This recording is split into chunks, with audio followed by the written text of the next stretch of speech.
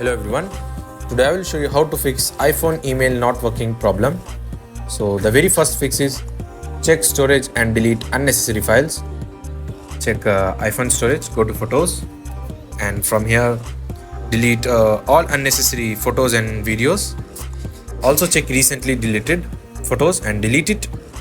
The second fix is offload and reinstall mail app.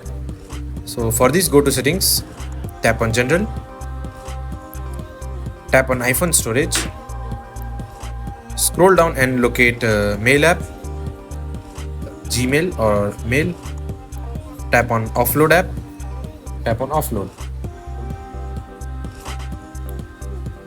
Now tap on reinstall again and it will get reinstalled.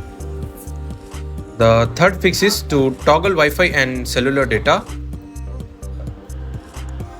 So for this, what you have to do, disable either Wi-Fi or cellular data.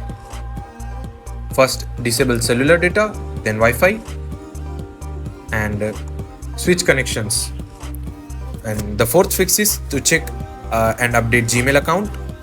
Go to settings, open settings app, tap on mail, scroll down and tap on mail,